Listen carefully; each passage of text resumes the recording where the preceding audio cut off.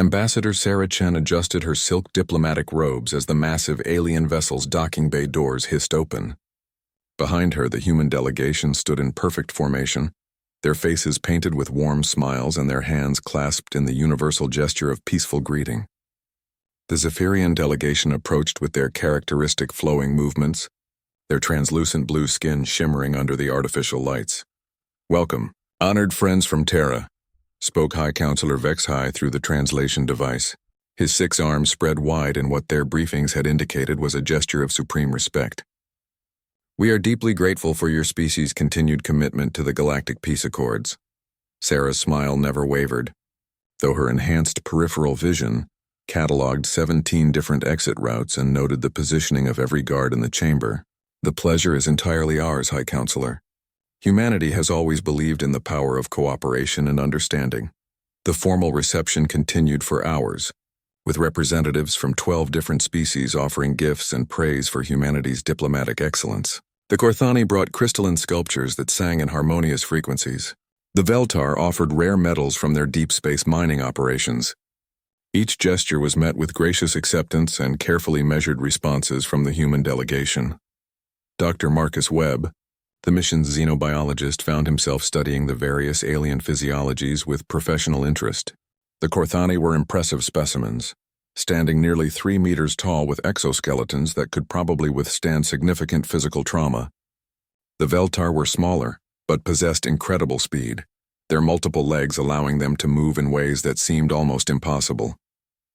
The Zephyrians combined both size and agility, their 6-armed forms suggesting they had evolved as efficient hunters. Yet as Marcus observed their interactions, he noticed something peculiar. Despite their obvious physical advantages, each species seemed almost deferential around the humans. Not respectful, that would be normal diplomatic protocol. This was different. There was something in their body language, in the way they positioned themselves, that reminded him of prey animals in the presence of a predator. The thought was absurd, of course. Humanity had been welcomed into the galactic community precisely because they were seen as natural diplomats and peacekeepers. Their psychological profiles had impressed the Galactic Council, who had been searching for a species capable of mediating disputes between the more aggressive civilizations. After the formal ceremonies concluded, Sarah found herself in a private meeting with High Counselor Vexhai and representatives from the other major powers. The conversation flowed smoothly through standard diplomatic channels, trade agreements, cultural exchange programs, joint scientific endeavors. Everything proceeded exactly as their extensive briefings had predicted. "There is one matter we hope to discuss privately," Vexhai said, his tone becoming more serious. "The Skovari situation in the Outer Rim territories." Sarah nodded thoughtfully. The Skovari were a warrior species that had been causing difficulties for several months, raiding merchant vessels and refusing to acknowledge Galactic Council authority. Standard diplomatic approaches had failed completely. "We understand your concern," Sarah replied. "Humanity would be happy to offer our assistance in resolving this conflict peacefully." The alien representatives exchanged what could only be described as relieved glances. Dr. Webb, who had been quietly observing, felt that strange sensation again, like watching sheep discuss how to handle a wolf problem by sending in another wolf, one wearing shepherd's clothing. The meeting concluded with formal agreements to dispatch a human diplomatic mission to the Skovari homeworld. As the delegates departed, Sarah noticed how quickly the alien representatives seemed eager to leave, despite the obvious success of the negotiations. Later that evening, in the privacy of their assigned quarters, the human delegation conducted their standard post-mission debrief. The room had been swept for surveillance devices using methods that would be undetectable to current galactic technology. "Initial assessment?" Sarah asked, settling into her chair with the fluid grace of someone trained in 17 different forms of combat. "Textbook diplomatic success," reported Lieutenant Commander Torres, their military attaché. "All objectives achieved ahead of schedule. They're practically begging us to handle the Skovari situation." "Almost too eager," Dr. Webb interjected. "I've been running behavioral analysis on our hosts. There's something they're not telling us about why they want our help specifically." Sarah nodded slowly. She had noticed the same thing. "Continue monitoring. But remember, Our primary mission remains unchanged. Humanity's reputation as peacekeepers and diplomats must be maintained at all costs. As the human delegation settled in for the night, none of them spoke about the elephant in the room. The fact that their diplomatic training had included lessons in reading micro-expressions, identifying weaknesses in alien physiology, and calculating the most efficient ways to neutralize threats. Such skills were, they had been told, essential for protecting themselves in potentially dangerous situations. The galaxy had indeed discovered humanity too late to realize what they truly were. By the time the Galactic Council had made contact, humans had already learned to present themselves as the solution to every problem. Peaceful, reasonable, and utterly committed to diplomatic resolution. What the galaxy didn't understand was that predators made the most effective peacekeepers, precisely because they understood violence so intimately that they could prevent it. Humanity had spent millennia perfecting the art of wrapped threats in silk gloves, of making others want to cooperate rather than forcing them to submit. And now, as the human delegation prepared for sleep in their luxurious quarters aboard the most advanced diplomatic vessel in the galaxy, the Skovari problem was about to provide them with the perfect opportunity to demonstrate just how effective human diplomacy could be. The Skovari homeworld of Kethmora hung before them like a crimson jewel against the black void of space. Ambassador Chen studied the tactical display while maintaining her serene diplomatic expression. The planet's surface showed signs of heavy industrialization, and orbital sensors detected numerous military installations protecting key strategic points. "Impressive defensive network," commented Commander Torres, her voice carrying professional appreciation. "Overlapping coverage, redundant systems. Whoever designed this understood the principles of layered defense." Dr. Webb was analyzing the biological data they had gathered about the Skovari. Fascinating species. They evolved from pack hunters on a high-gravity world. Dense bone structure, enhanced muscle mass, natural weapons in the form of retractable claws. Their neural structure suggests they're highly intelligent, but with strong aggressive tendencies. Sarah nodded while reviewing the diplomatic brief. According to Galactic Council records, the Skovari had been raiding merchant vessels for 6 months, taking cargo and prisoners but never actually killing anyone unless directly threatened. Their demands were simple. They wanted to be left alone to govern their own territory without interference from galactic authorities. Standard territorial behavior, Sarah mused. They're not conquering or expanding. They're defending what they see as their space. The human diplomatic vessel, the UES Harmony, maintained a respectful distance as it broadcast standard peaceful approach protocols. The response came swiftly, a crackling transmission in the harsh, guttural language of the Skovari. "This is War Leader Krexhai of the Skovari Defense Fleet," the translation device rendered in clipped tones. "You are in violation of our territorial boundaries. Withdraw immediately or face the consequences."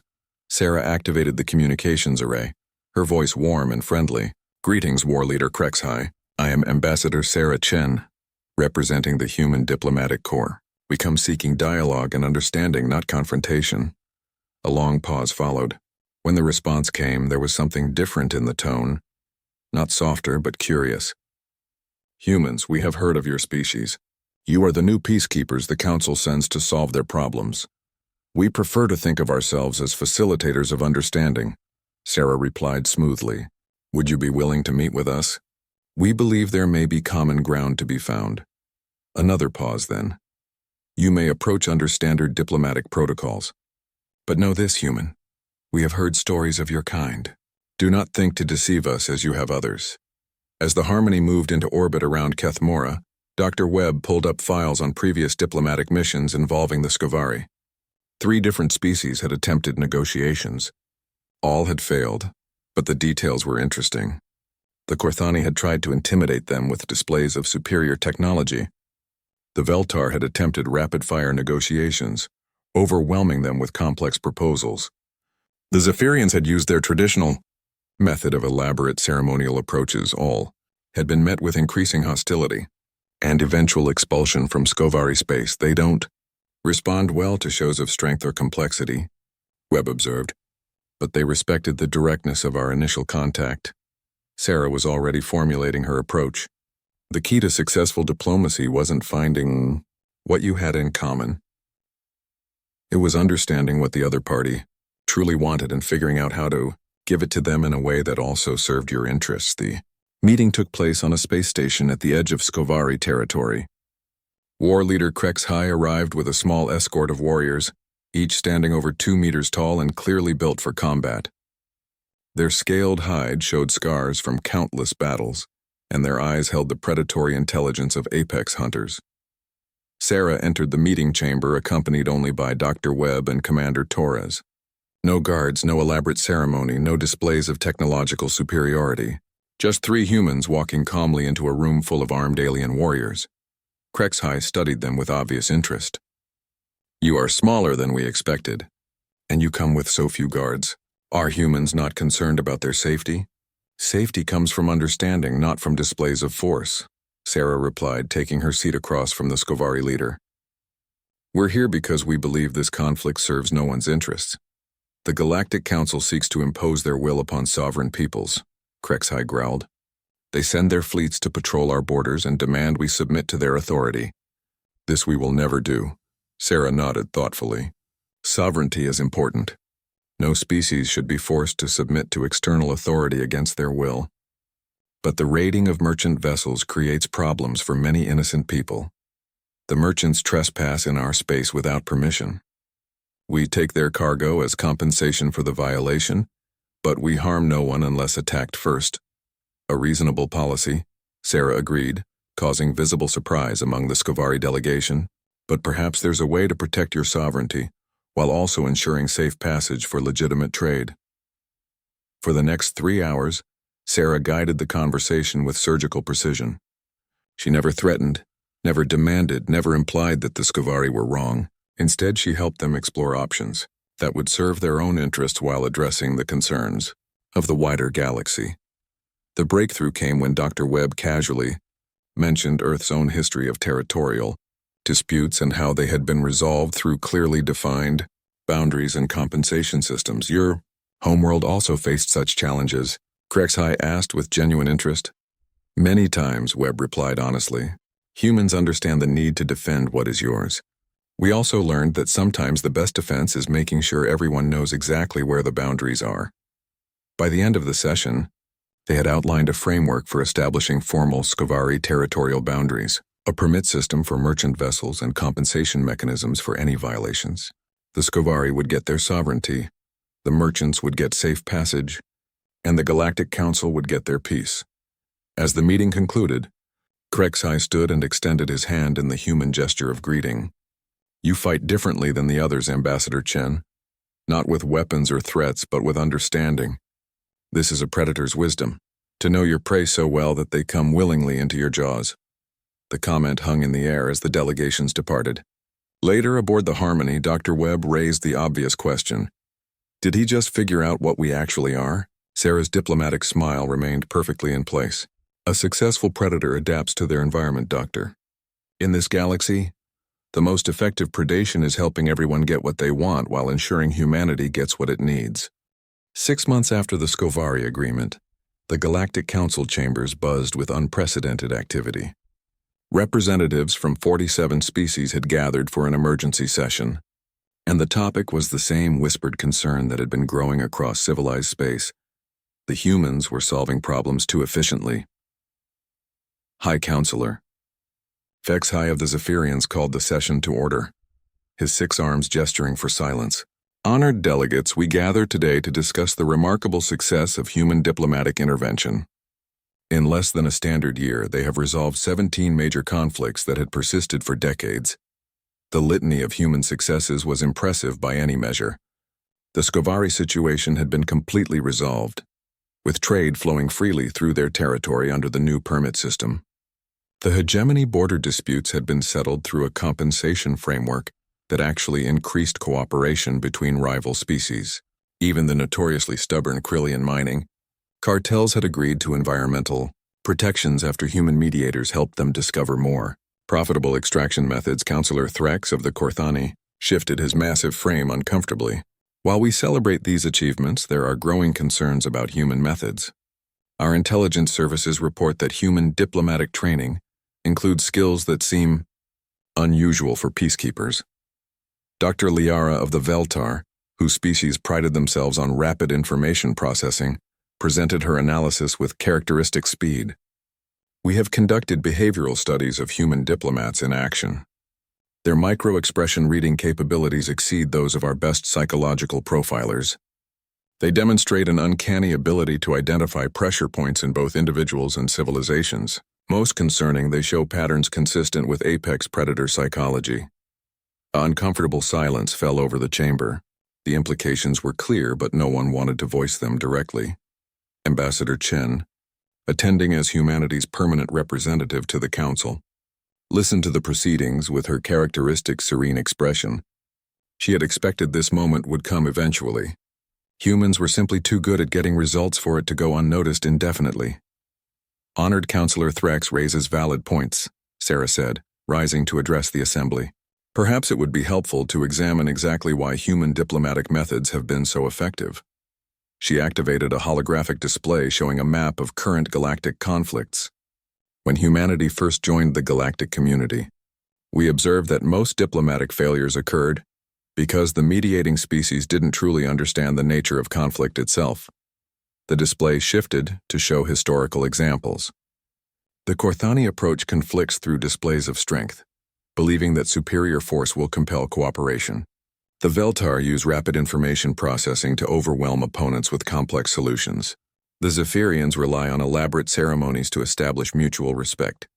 Sarah's tone remained warm and educational, as if she were teaching a university seminar rather than defending her species before a tribunal. All of these approaches assume that conflict is essentially a communication problem, that if you can just present the right information in the right way, rational beings will naturally choose cooperation. She paused, letting that sink in before continuing. Humans learned long ago that conflict is rarely about communication. It's about incompatible needs, resource scarcity, territorial imperatives, and fear.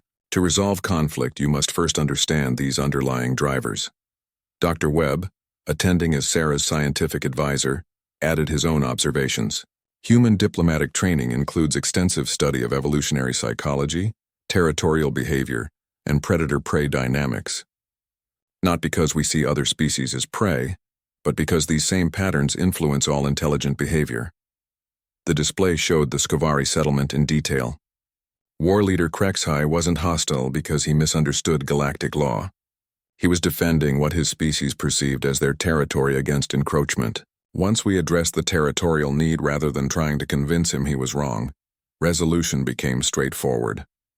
Counselor Vexhai leaned forward. Your methods are undeniably effective, Ambassador Chen. But there are those who suggest that human success comes from an ability to manipulate other species into compliance. Sarah's smile never wavered, but something subtle shifted in her. Posture. Dr. Webb recognized the change immediately. It was the same micro-adjustment he had seen her make when facing down a Krillian mining baron, who had tried to intimidate her with displays of wealth and power. Manipulation implies deception, Sarah replied softly. Human diplomacy is based on transparency and mutual benefit. We help each party understand what they actually want, then find ways for everyone to achieve their goals. She gestured to the success statistics. In every case, all parties received concrete benefits from human mediation. The Skovari got their territorial sovereignty. The merchants got safe passage. The council got peace. Where's the manipulation in giving everyone what they want? The subtle challenge in her tone wasn't lost on the more perceptive delegates. Dr. Liara of the Veltar was the first to understand the implications. You're demonstrating right now, aren't you? She said with something approaching admiration. This entire conversation is an example of your methods. You're not defending humanity against our concerns. You're helping us understand that our concerns are actually about our own insecurities. Sarah inclined her head slightly. We prefer to think of it as vacillating clarity. Many species fear human effectiveness because it challenges their own approaches to conflict resolution, but there's no shame in learning new methods. The chamber fell silent again, but this time the quality of the silence was different. Where before there had been fear and suspicion, now there was a kind of awed recognition. Commander Torres, who had been observing from the gallery, felt a familiar pride. This was humanity at its finest, not conquering through force, but achieving dominance through superior understanding of the game being played. High Counselor Vexhai finally spoke, his voice carrying a note of resigned acceptance. It appears the Council faces a choice. We can continue to fear human capabilities, or we can be grateful that such capabilities are employed in service of galactic peace. The vote, when it came, was unanimous. Humanity would be granted expanded authority to mediate conflicts throughout the galaxy. It was, the delegates agreed, simply the most practical solution to their problems. As the session concluded, Dr. Liara approached Sarah privately. I have one question, Ambassador. Are humans truly committed to peace, or is peace simply the most efficient form of control? Sarah's answer was immediate and sincere. Dr. Liara, the most successful predators are those who create environments where their prey thrives. A galaxy at peace is a galaxy where humanity can thrive alongside everyone else. The Veltar scientist nodded slowly. At least you're honest about what you are. We've always been honest, Sarah replied with her perpetual diplomatic smile. The galaxy simply wasn't ready to understand what that honesty meant. The revelation came from an unlikely source. Dr. Kessitar, a Veltar archaeologist working on humanity's homeworld, had been granted access to Earth's historical archives as part of a cultural exchange program. What she discovered there would change everything the galaxy thought it knew about humans. The emergency session was called within hours of Dr. Kessitar's preliminary report, reaching the Galactic Council. This time, however, the atmosphere in the chamber was different. Where previous discussions had carried undertones of suspicion and concern, this meeting felt charged with something approaching fear. Ambassador Chen arrived to find the chamber already in session, with Dr. Kessitar presenting her findings to a visibly shaken audience. The holographic displays showed images from Earth's history, battlefields, weapons, tactical formations, casualty statistics. Honored delegates, Dr. Kessitar was saying, her usually rapid speech pattern slowed by obvious distress. I have spent 6 months studying human historical records. What I have found challenges every assumption we have made about this species. The display shifted to show a timeline spanning thousands of Earth years. Humans have been in a continuous state of warfare for their entire recorded history, not occasional conflicts over resources or territory, but constant, systematic, evolving warfare involving increasingly sophisticated methods of killing their own species. Murmurs of shock rippled through the chamber.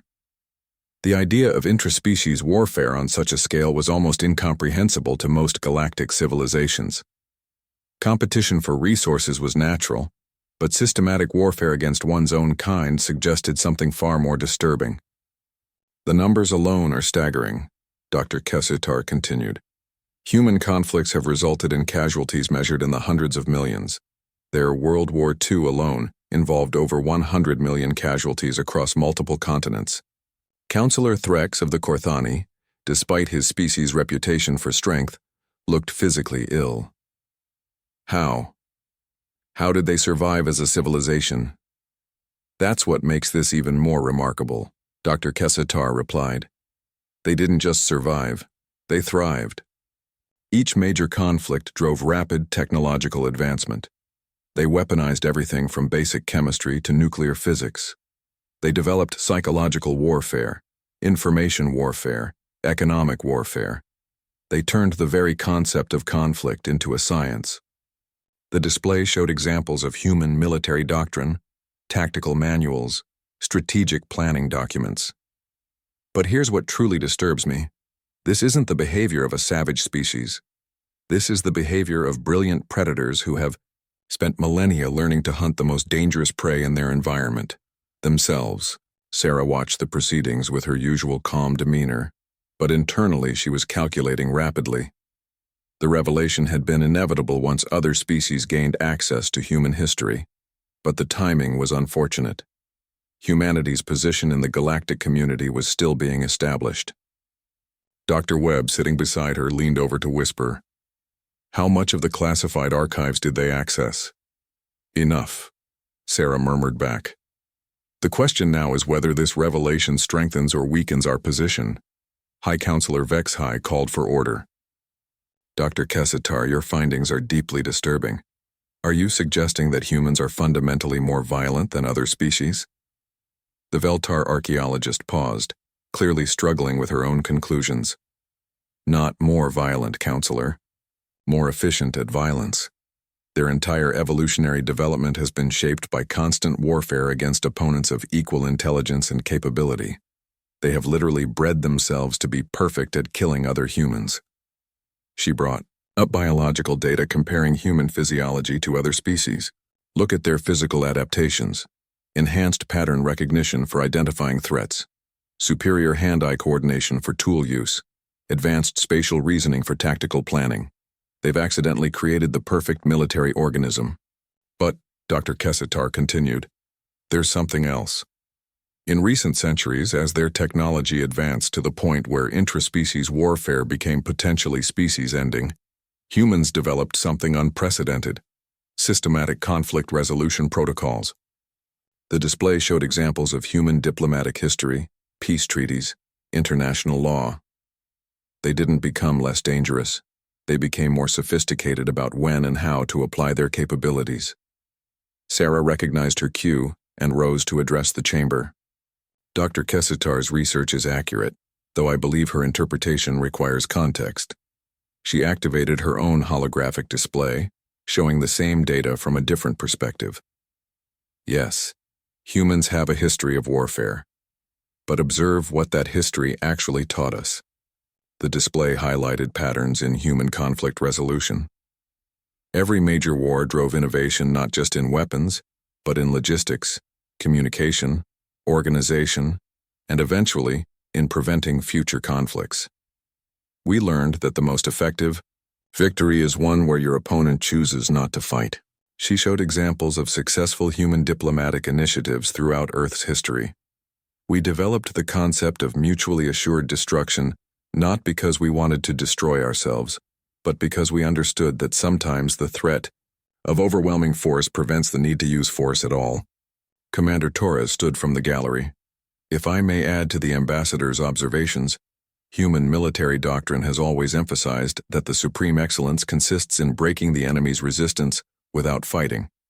Violence is a tool, but intelligence determines when that tool should be used. Dr. Liara of the Veltar, who had been processing the implications rapidly, suddenly spoke up. You're saying that humans became perfect diplomats because they first became perfect warriors?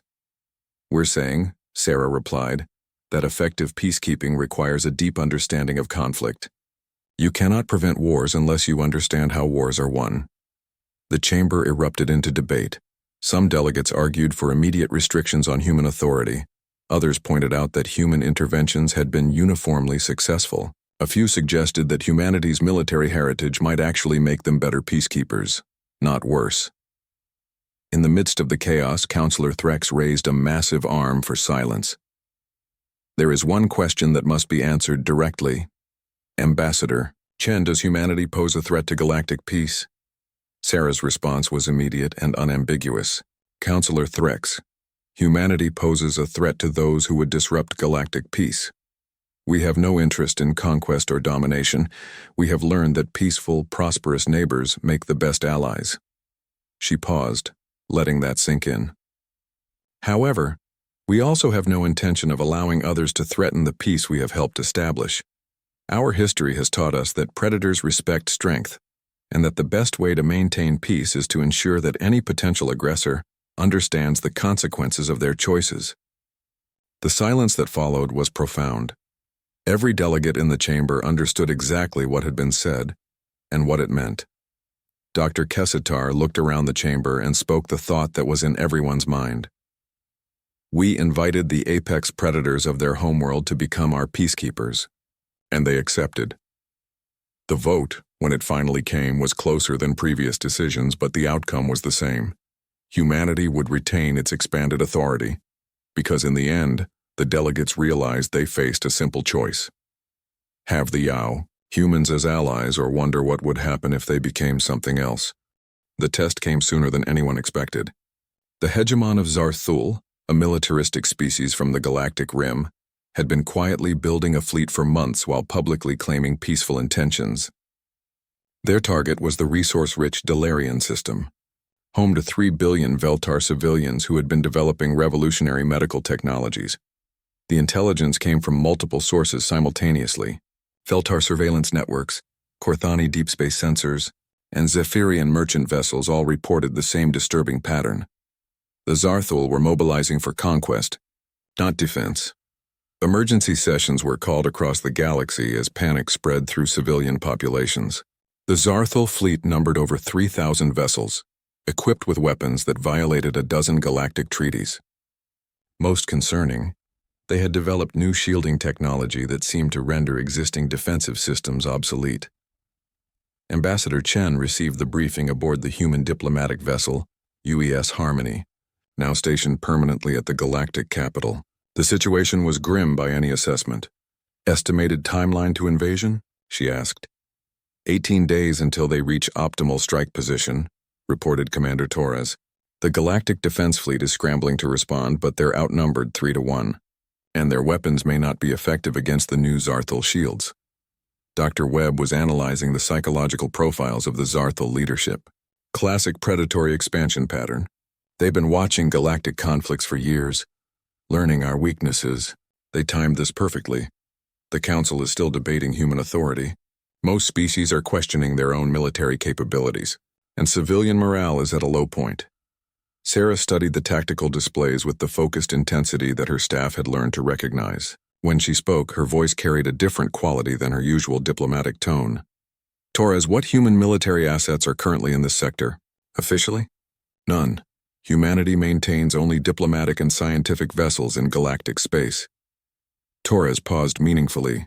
Unofficially, we have 17 research ships with upgraded sensor packages, 43 merchant vessels with enhanced cargo bays, and 12 exploration ships with improved engine systems. Dr. Webb looked up from his analysis. Ambassador, are you suggesting what I think you're suggesting? Sarah's smile remained diplomatically perfect, but her eyes had gone cold. I'm suggesting that it's time for the galaxy to see what human peacekeeping actually looks like when diplomacy fails. The emergency session of the Galactic Council that followed would be remembered as a turning point in galactic history. Representatives from 47 species gathered to hear humanity's response to the Zarthul threat. High Counselor Vex High spoke for the assembled delegates. Ambassador Chen, the Council formally requests human assistance in resolving this crisis. Traditional diplomatic approaches have failed. The Zarthul refuse all communication attempts. Sarah stood to address the chamber, but this time something was different. Gone was the warm, accommodating tone that had characterized her previous appearances. In its place was something harder, more focused. The Council's request is noted and accepted.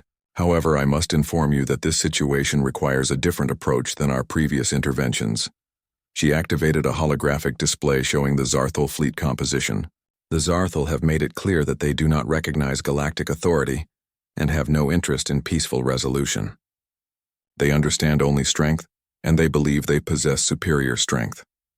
The display shifted to show human vessel positions throughout the sector.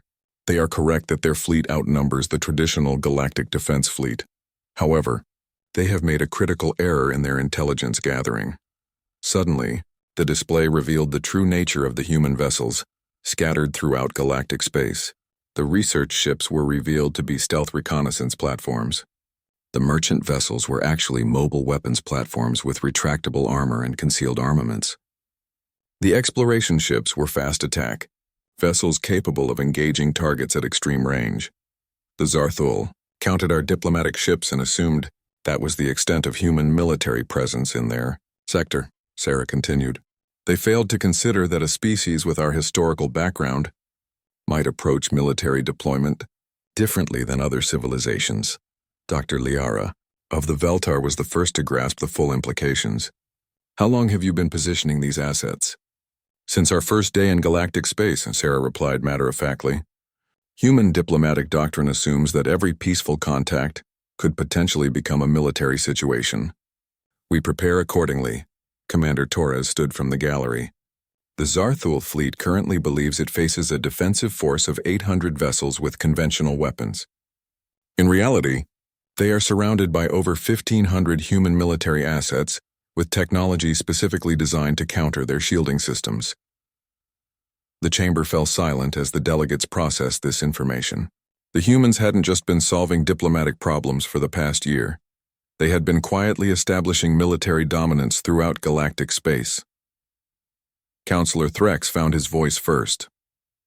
"You've been conducting military operations without council authorization?" "We've been conducting security operations with full transparency," Sarah corrected. Every human vessel in galactic space was registered with appropriate authorities. The fact that those authorities failed to properly analyze our capabilities is not a failure of human disclosure. She brought up documentation showing that humans had indeed filed proper registrations for all their vessels, complete with technical specifications that would have revealed their true capabilities to anyone who bothered to analyze them properly. "The question now," Sarah continued, "is whether the Council wishes to see a demonstration of human military capabilities, or whether the Zarthul can be convinced to withdraw through a show of force alone." High Counselor Vexhai considered the options carefully. "What are you proposing, Ambassador?" "The Zarthul understand strength. We will demonstrate superior strength in a way that minimizes casualties, while making our capabilities unmistakably clear." The plan that followed was executed with surgical precision. Human stealth ships appeared throughout the Zarthul fleet, disabling engines and weapon systems without destroying the vessels themselves. The Zarthul found themselves completely helpless within their own formation, surrounded by enemies they had never detected. The message that followed was delivered in perfect Zarthul military protocol. "Hegemon of Zarthul, you have demonstrated hostile intent toward galactic peace. Your fleet is now under human protection. You may withdraw to your own territory with your vessels intact, or you may remain here as prisoners of war. You have 1 hour to decide." The Zarthul withdrawal was immediate and complete. 3,000 vessels, the pride of their military, limped back to their home territory with the humiliating knowledge that they had been utterly outmaneuvered by an enemy they had never seen coming. In the aftermath, as the galactic community struggled to process what they had witnessed, Dr. Kessatar spoke the thought that was in everyone's mind. "We thought we were hiring diplomats. Instead, we gave the most dangerous military force in galactic history permission to maintain peace by any means necessary." Ambassador Chen's response would become one of the most quoted statements in galactic diplomatic history. "Peace is not the absence of conflict. Peace is the presence of justice enforced by those capable of ensuring it remains undisturbed." 5 years after the Zarthul incident, the galaxy had settled into what historians would later call the Long Peace. Not a single major conflict had erupted anywhere in civilized space. Trade flourished, scientific cooperation reached unprecedented levels, and even the most aggressive species had found ways to channel their competitive instincts into peaceful pursuits. Ambassador Chen stood in the observation deck of the newly constructed Galactic Peace Institute, watching construction ships from a dozen different species working together to complete humanity's latest gift to the galactic community. The facility would serve as a permanent training center for diplomatic personnel from all member civilizations. Dr. Webb joined her at the massive viewing window, carrying the latest reports from across the galaxy. The final statistics are in from the Galactic Commerce Authority. Trade volume is up 400% from pre-human levels. Interdisciplinary scientific collaborations have increased by 600%. And most importantly, military spending has decreased by 70% across all member species. Sarah nodded, though her expression remained thoughtful. Successful metrics, but not the complete picture. What about the psychological assessments? That's where it gets interesting, Webb replied, pulling up data on his tablet. Dr. Liara's latest study shows that while fear of human military capabilities initially drove compliance with peace agreements, that fear has largely been replaced by what she calls productive anxiety, meaning, species are no longer afraid that humans will attack them. Instead, they're concerned about disappointing human expectations of civilized behavior. It's become a matter of pride to resolve conflicts before human intervention becomes necessary. Sarah smiled at that. It was perhaps the most elegant solution possible. A galaxy that policed itself because it wanted to meet the standards set by its most effective peacekeepers. Commander Torres approached with her daily briefing. Ambassador, we have 3 minor situations developing that require monitoring. The Veltar are having a territorial dispute over mining rights in the Outer Rim. The Korthani have a trade disagreement with the Zephyrians about shipping schedules, and there are reports of smuggling operations in the neutral zone. Traditional diplomatic intervention sufficient for all three? Sarah asked. Preliminary analysis suggests yes. Local authorities are already implementing protocols based on the Human Diplomatic Manual. They're requesting human oversight but not direct intervention. This had become the new normal. The galaxy had learned to solve its own problems using methods that humans had taught them, reserving direct human involvement for only the most complex situations. It was exactly what Sarah had hoped would develop. The chime of an incoming priority communication interrupted their discussion. High Counselor Vexai appeared on the holographic display, his 6 arms moving in patterns that indicated urgent concern. Ambassador Chen, we have a situation that requires immediate human attention. Our deep space monitoring networks have detected something unprecedented. The display shifted to show sensor readings from the galactic rim. A massive fleet of unknown origin is approaching from outside our galaxy. Preliminary scans suggest they are not from any known civilization.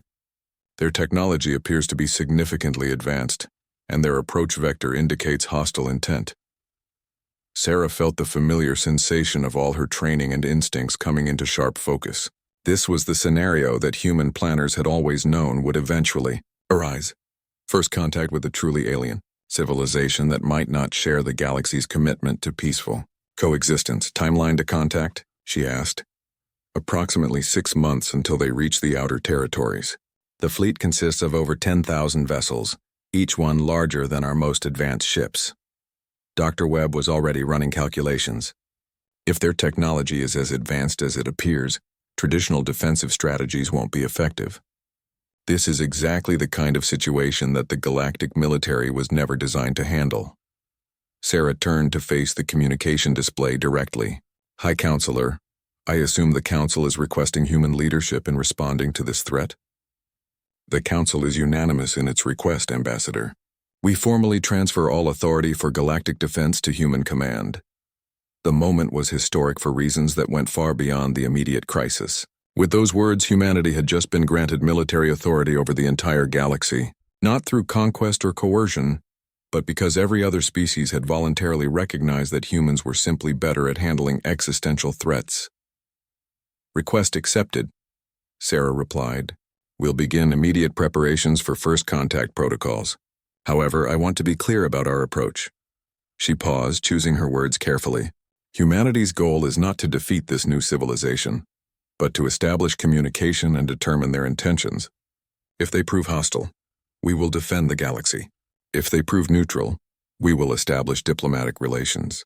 If they prove peaceful, we will welcome them into our community. And if their technology proves superior to ours? Vexai asked. Sarah's smile held a quality that her staff had learned to recognize, the expression of a predator who had been presented with an interesting challenge. High Counselor, humanity has been preparing for this possibility since we first realized we weren't alone in the universe. We've spent 5 years studying every species in the galaxy, learning their strengths and adapting their best innovations to our own purposes. We've built an integrated defense network that combines the best characteristics of 47 different civilizations. She gestured to the construction ships outside. More importantly, we've created something that has never existed before, a truly united galactic civilization. Whatever comes from outside our galaxy will face not just human military capabilities, but the combined resources and determination of every species that has chosen to make this galaxy their home. Dr. Webb added his own observation. The psychological advantage alone is significant. For the first time in galactic history, every major civilization is unified behind a single command structure. That's a force multiplier that no external threat could have anticipated. As the planning sessions began, and humanity mobilized its hidden resources across the galaxy, one fact became clear to every observer. The galaxy had been discovered too late by more than just its current inhabitants. Whatever was coming from the void between galaxies was about to encounter something unprecedented, an apex predator species that had learned to hunt by building alliances, and a galactic civilization that had been quietly shaped into the perfect instrument of collective defense. The humans had spent 5 years teaching the galaxy how to maintain peace. Now they would teach it how to fight as one. In the observation deck of the Peace Institute, Ambassador Chen watched the stars and smiled. Humanity had always been at its best when facing the unknown. and after millennia of preparing to face threats from their own kind, they were uniquely qualified to handle threats from someone else's. The galaxy was about to learn what human peacekeeping looked like when the peace was threatened by something from outside. And somewhere in the void between galaxies, an alien fleet was approaching a civilization that had accidentally created the perfect defensive organism, a predator species that had learned to make its prey stronger.